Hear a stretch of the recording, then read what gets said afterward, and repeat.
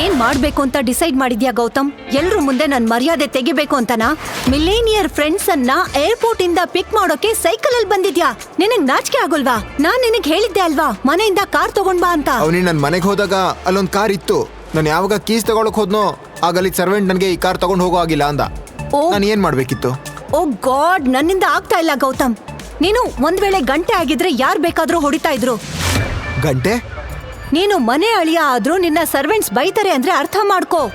ನೀನೊಬ್ಬ ದರಿದ್ರ ಬಿಕಾರಿ ಅಂತ. ನಿನ್ ಹತ್ರ ಕಾರ್ ಇಲ್ಲ ಅಂದಿದ್ರೆ ಕ್ಯಾಬ್ ಎಲ್ಲಾದ್ರೂ ಬರ್ಬೇಕಾಗಿತ್ತಲ್ವಾ? ನನ್ನ ಹತ್ರ ದುಡ್ಡಿರ್ಲಿಲ್ಲ. ನನ್ನ ಹತ್ರ ಬರೀ 75 ರೂಪಾಯಿ ಇತ್ತು. ಆಮೇಲೆ ನಾನು ಅನ್ಕೊಂಡೆ ಇಲ್ಲಿಗೆ ಬಂದು ನಿನ್ನ ಹತ್ರ ದುಡ್ಡು ತಗೋಬೇಕು ಅಂತ. ಯು ನೋ ವಾಟ್, ನನ್ನಿಂದ ಸ್ವಲ್ಪ ದುಡ್ಡು ತಗೊಂಡ್ ಹೋಗಿ ವಿಷ ತಗೊಂಡ್ ಬಾ. ನಿನ್ನಂತ ಭಿಕ್ಷುಕನ್ ಗಂಡನ್ ಜೊತೆ ಇರೋದಕ್ಕಿಂತ ನಾನು ಸಾಯೋದೇ ಬೆಟರು.